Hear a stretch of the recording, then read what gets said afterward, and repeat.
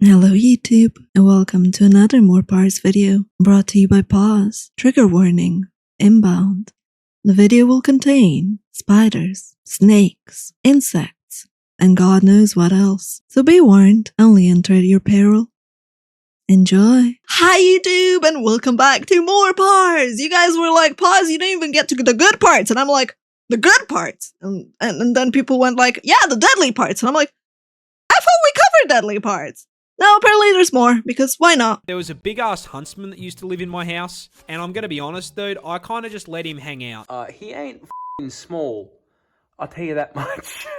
Uh-huh. There's a huntsman, and they do ooh. I was quite happy to let him just chill, because, I never saw a f***ing mosquito or a fly in that house. Oh, this was like when he first discovered it. So he was paying rent in his own way, you know? There was a big-ass... I ate lunch with a wild lizard. You see, before I made the videos, I worked as a handyman, and one day a client asked me to do some brush cutting because their lawn was, putting it lightly, completely f***ed. So I'm taming a miniaturized version of the Amazon jungle, and I see something that nearly gives me a heart attack.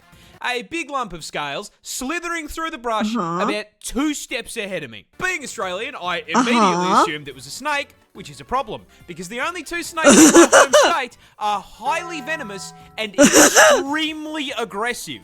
So I immediately stopped what I was doing, backed the up, and got ready to call in the snake catcher to relocate the angry hospital noodle.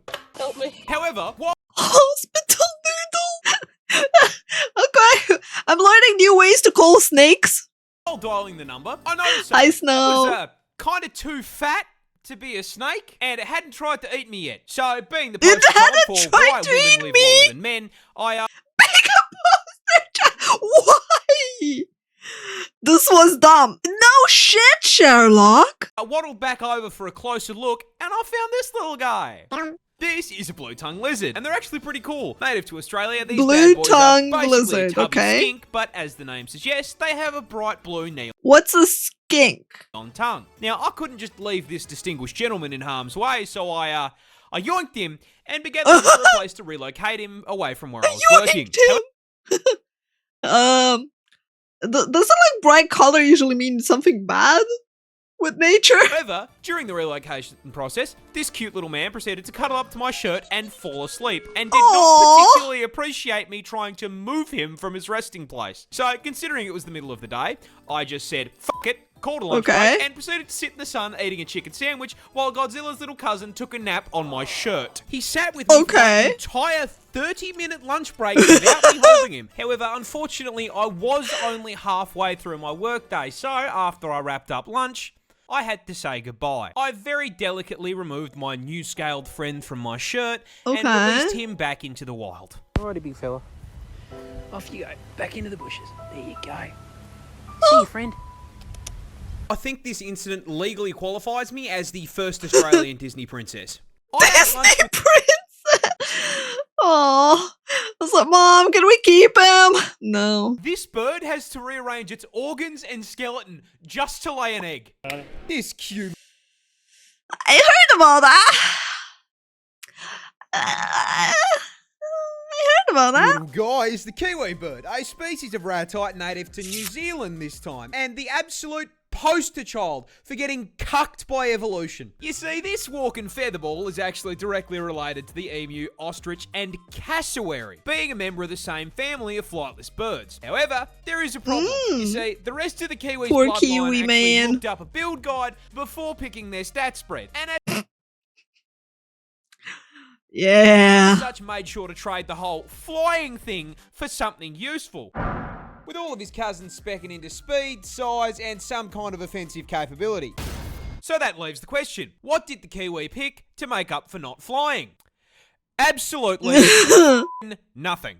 Poor kiwis, man. Are tiny in comparison to their relatives, coming in at only 4 kilos in weight and 50 centimeters tall. This is because kiwis evolved largely on an island with no natural predators, so they downsized and traded out the knife feet and bloodlust for just being a little guy with a good attitude, which honestly worked pretty well for them, until the British did British things, and now they have to deal with cats and dogs trying to eat them. And considering this build was not designed for PvP, they have been clapped so hard by invasive species that Poor they are now kiwis, unfortunately man. an endangered animal. But getting shafted by the British is just the beginning of the generational violation of the kiwi, because these poor feathered fruits can't even reproduce without getting f***ed over. You see, the kiwi bird's cousins are famous for laying huge eggs, yeah. I'm talking yeah. hit your protein macros in one meal-sized egg. And you would think that is because they are large.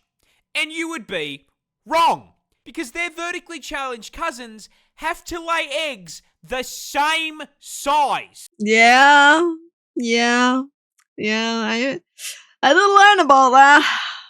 Poor kiwis, dude. A kiwi bird lays eggs 20% the size of their body. With the egg being so bloody large, it rearranges their internal organs and stretches their rib cage just to be able to hold the thing. For reference, that is like a human giving birth to a 15-kilo child. That's not a bun in the oven anymore. That's a whole f***ing bakery. Poor freaking bird, dude. Like, poor bird. I have been assaulted by a cow. Wait, one of the what? cows is called Monty, and he's an adolescent. Okay. And, I made the mistake of turning around for like 5 seconds. That's a rookie mistake. That's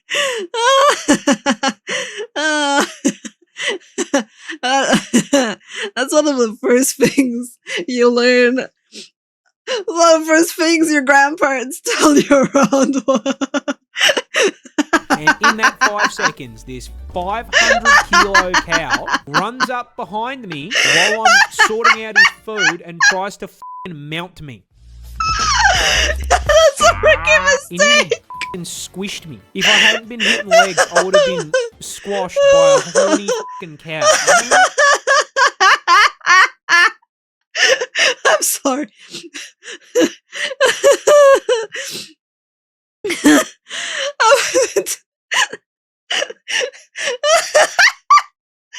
That's just funny, man. Oh, man. Oh, that was good. Touching this plant will put you in the hospital. I'm dying. This is the gympie-gympie plant. Gympie-gympie? Who names these things? And what do you mean there's just touching you puts you in the hospital? A piece of foliage native to the land down under. And surprising no one, not only is the thing venomous, it is in fact the most Of course it painful is. plant on the planet. Of course it is. Australia, what the fuck? What the fuck? Because yeah, no, of course, man. Even the fucking leaves down here have a problem with me. Growing in the rainforests Oh of my northern Queensland, God. these hell bushes are covered in tiny hairs that, upon closer inspection, aren't Okay. hairs at all and are actually thousands of hypodermic needles waiting to sag you and break off inside your skin if you so much as brush them. Once What? inside you, these needles will inject you with, I am not kidding, neurotoxin.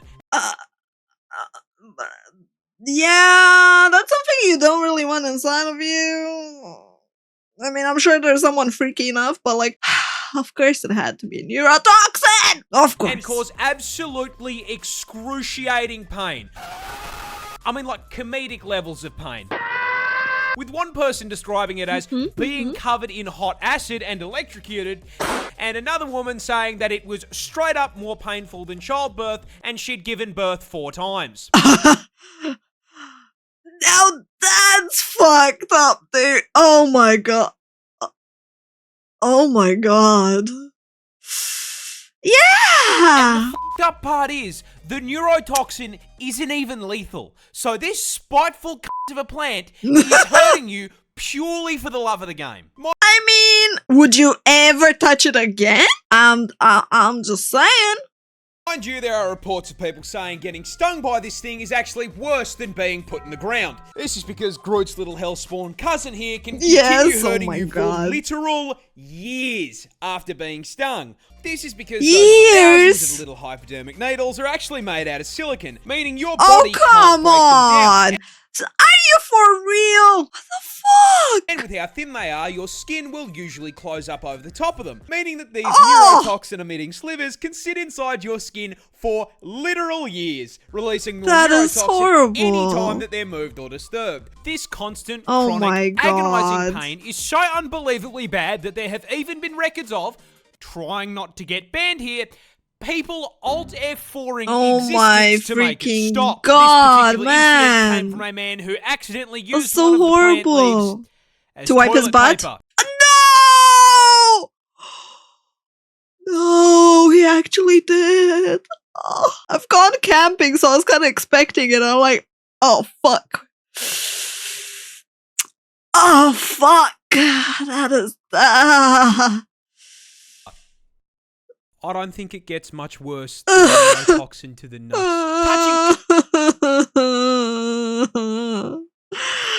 No touchy. No touchy, chat. No touchy. Kangaroos can and will beat you up. Yeah. I never knew, like, growing up as a kid, we only saw, like, the cute kangaroo pictures and everything. We never saw the fucking jacked up kangaroos. That's right, just because it's not venomous doesn't mean it can't knock you. So it was kind of like a shock to me. Most iconic marsupial can do just that. Because they are way bigger than you think they are. With our biggest species of roo coming in at a ridiculous 2.8 meters in length. And with the iconic hop, they've got a vertical jump of 3 meters. I mean, honestly, with a stat spread like that, they don't belong in the outback, they belong on a fucking NBA court. As if that was... Dude. I can't wait for kangaroo NBA videos at one point in life. That's gonna be an acid trip. Alright.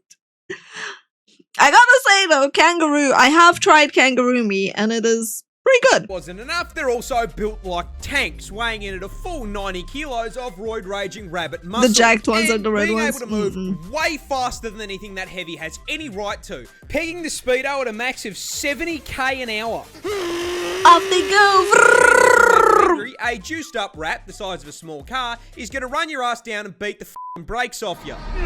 Yeah. I'm not kidding when I say they really will rock and you. They're aggressive. Kangaroos are professional kickboxers, with males routinely fighting MMA to win female attention. When they fight, kangaroos will lean back on their tails as a stabilizer and immediately start scratching and kicking the ever-loving shit out of one another.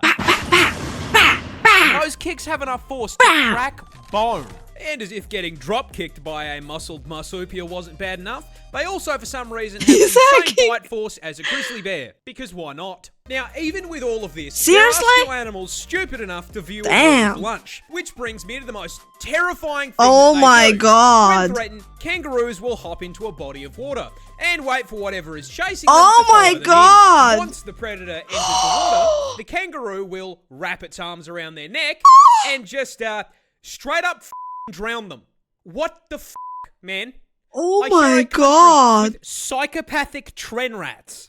Oh! Is it psychopathic? I'd say just smart. It's just smart of them, I guess. But Jesus Christ, damn. They're actual menaces. He's not wrong. Australia lost a war to emus.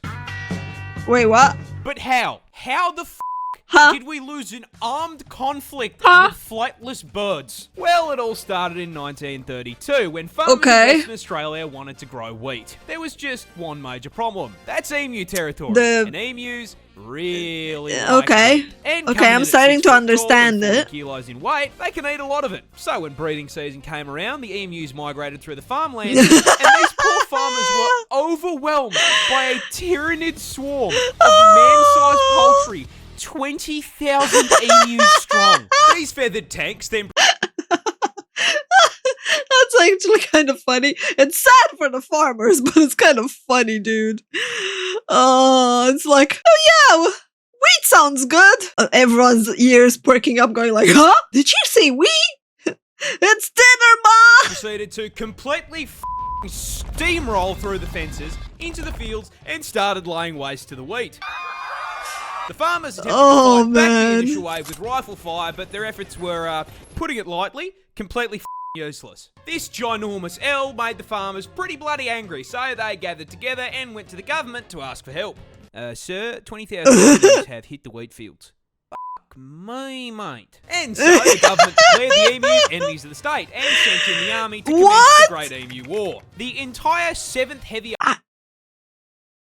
Dave, no shot did that? Artillery Division was That's deployed to WA, whoa. armed with 2 LMGs, 10,000 rounds, and the sole objective to blast anything with feathers. Blast anything with feathers? They don't. A little bit excessive for an overgrown turkey, if you ask me. Does And sound a upon bit their first excessive, launch, yeah. The army immediately ran into a major problem. Which Emus was? are fast. I am speed. I have speed. Oh, I can't. No way. No Really way. fast, clocking a top speed of 50 kilometers an hour, which meant that once they opened fire, the emus would immediately bolt out of range of their weapons. Oh But they still my took a crack at God. it, and then immediately stopped when both LMGs jammed after only dropping 12 emus. This embarrassment led the army to retreat and rethink their plan. So a few weeks later they returned, this time Jesus mounting the LMGs Christ. on trucks in an attempt to run the birds down. However, this also didn't work, because after figuring out that those trucks meant they were about to be turned into a KFC family bucket, the emus started leaving scout birds who would warn the flock of the approaching trucks. Oh, mate, it's the cops. The popo's here. Time to run. Which gave them all enough time to book it before the army even got there. And whenever they did catch Oh the emus, my they found God, out they what were smart kind of- birds. Because emus are mostly feathers, and there's a lot of places you can hit on them without doing any damage. Meaning it was What? taking around 10 bullets for That's every one bird. amazing. So after a month of blood, sweat, tears, and 10,000 rounds of ammunition, the army managed to bring down 960. The population was 20,000. This was an issue as, unlike America, our defense budget is not a bottomless pit. So the army had wasted all that money to achieve absolutely all. So the government Jesus just kind of built a really Christ. long, really shit fence around the farms and called it a day. How the fuck did we lose Jesus this? Christ, I could have done a better man. job with a boomerang and a cricket bat. The 1930s people really didn't have a lot of problem solvers, huh? But to be fair, it goes to show that the birds are pretty clever. That was really cool. This bird can straight hit you with a Mortal Kombat fatality. The what now? Introducing the cassowary, a species of ratite. The native to the land down cassowary? under. And for once, guys, I don't think not I've heard venomous. of these. Can still flatline you though, and I'm going to tell you how. You see, Okay. these neon chickens belong to the same family Neon as the emu, chickens. and as such share their impressive size, coming in at a solid 79 kilos Almost double my weight. Okay. Okay. and growing up to 6 feet tall, meaning the short kings They're as tall as my dad. Okay. in my audience could, in theory, mount these things like a Okay. chocobo. But what makes them stick out from emus? Well, you see, the cassowary is basically a spec ops emu, being twice the weight, highly territorial, and most importantly, coming with a f***ing combat knife strapped to their foot. That's right, this is a cassowary claw, and it's the reason they can hit you with a fighting game finisher. You see, these claws are a full 5 inches long. You know what I mean? Jesus Honestly, Christ. 5 inches, way too big for anything, and especially 5 inches way too big for anything. Some people would beg to differ. something that's going inside me. And if you anger the tactical assault turkey, that is exactly what you're gonna get. Assault The go-to defense turkey! method is to kick you square in the gut with that kitchen knife and attempt to disembowel you. Ooh. And I mean, even if the kick doesn't Oh. put your insides on the outsides, that kick is still going to send you flying, which Holy can cause some fairly shit. major problems. Problems like the incident that occurred in 2012, where What I happened in a cassowary 2012? ran up behind a random tourist, hit the heavy attack button, and kicked the guy down a small cliff into the ocean. I mean, luckily he survived, but the fact that I live in a country where at any point I could be hit with a sneak attack by a Was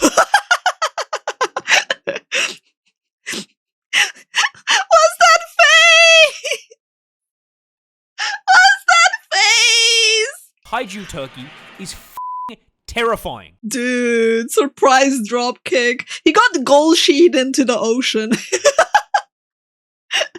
It's kind of funny to think about it. All I can imagine is Golshi just coming in and being like, sup, and then kicking you. Stepping on this rock could straight up paralyze you. Are you for real? Now even rocks? Like, okay, I got it, the leaves. Now even fucking rocks? That's because this isn't actually a rock. That is a stonefish, a species of underwater menace native to Australia, and coming as a surprise. At least it's only underwater. Note to self, don't go swimming in Australia. To absolutely no one, it is also the most venomous fish in the ocean. Because of course It's the most venomous fish, because why wouldn't you have the most venomous fish there too? Of course it is. As if the fucking snakes and spiders weren't enough, now I can get packed up by a pet rock. But why is this Pokemon reject such a threat to my mental health? Well, you see, stonefish use their special venom for defense. However, unlike most other animals that do this, this little doesn't have the decency to dress like a neon sign to warn you. No. This bastard is a 6th prestige prop hunt veteran, having evolved from the most impressive camouflage in the animal kingdom to make hunting easier. And once they've set themselves up, they are basically indistinguishable from Patrick Starr's house. Now, this is a fairly major problem, as they love to live in the shallows on the beach. And that venom we talked about earlier is stored in these 13 giant, highly toxic spines that deliver venom when pressed on. You can probably see where I'm going with this. Considering it's hard enough to spot these things while you're paying attention, if you were, say, on a romantic walk along the beach with one of the homies, and while distracted by his ethereal beauty, weren't paying too much attention to where you were walking, it would be very easy to place your foot in the wrong spot and step directly onto 13 hypodermic needles, which would then deliver a ginormous dose of neurotoxin straight into your system. Oh, you thought it was normal, bro? No.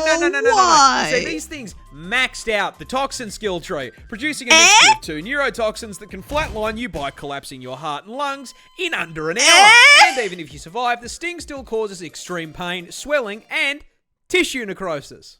Because this is why? Why? Bro! Australia, where even the scenery is trying to one-shot me. Stepping on this rock. Why? Bro, what the fuck? How do people in Australia go to the beach? Do you guys dare? Do you dare? Like, huh? I don't know if I'd want to go to the beach there. I will be real. Oh man. People get shocked when I whip out like a flawless American accent. Because I've got like a really thick Australian one, right? But I am not above just... Dude, I can't wait to go get like burgers later, man. I'm like so hyped for burgers, dude. I fucking love cheeseburgers. Dude, you been watching the NFL? Super Bowl was crazy this year, man. Eagles just like fucking dumpstered the Chiefs, bro. Dumpster the Chiefs. You know the funniest part is like, it has to be about burgers and NFL. Oh, I don't think he has a thick Aussie accent though. It will sound weird, but I've heard thicker. Not seen, Chad, okay? Heard. Wombats defend themselves by Wombat throwing it back. But to understand how the fuck they actually do it, you're gonna need to learn a little bit about them first. Wait. Throwback? You see, Australia is home to 3 species of these bad boys, all of them equally adorable, and very importantly, all being burrowers, meaning they dig out a nice little hole for themselves and the family to live in, because like the rest of us, they can't afford a fucking house in this economy, man. Hey, press. Pause that video. Pause that far. Parz, we gotta have a word. You can't hit us with depression mid-video, please. It's bad. It's bad already. They go to around 1.3 meters in length, but despite being small, they are built like fucking tanks, weighing in at a chunky-ass 35 kilos, but despite their weight, I shit you not, they have a top speed of 40k an hour. What? Now, the fact that they can nearly get booked in a school zone, coupled with them being a tank-class marsupial, forms the start of their defense strategy. Holy See, a fun fact shit, about they're Wombat anatomy is They quick. spect all their defense points into their ass. Rather than having fat and muscle, a wombat's cheeks are made out of 4 thick plates Me too, Wombat, me too.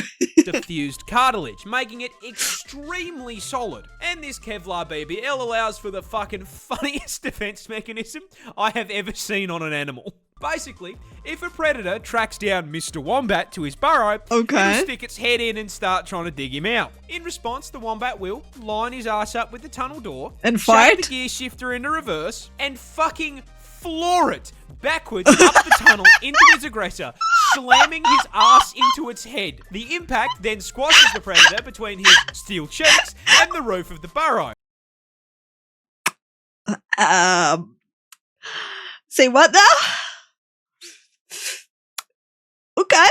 Straight up crushing its skull like a Mortal Kombat fatality. I You know, some people do desire others to sit on them. I'm not sure they would want the Wombat. cannot make this shit up.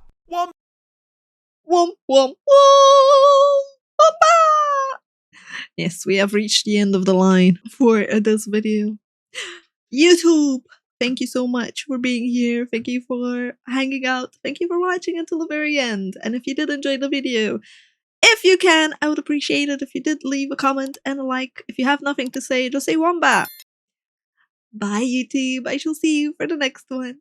Bye-bye.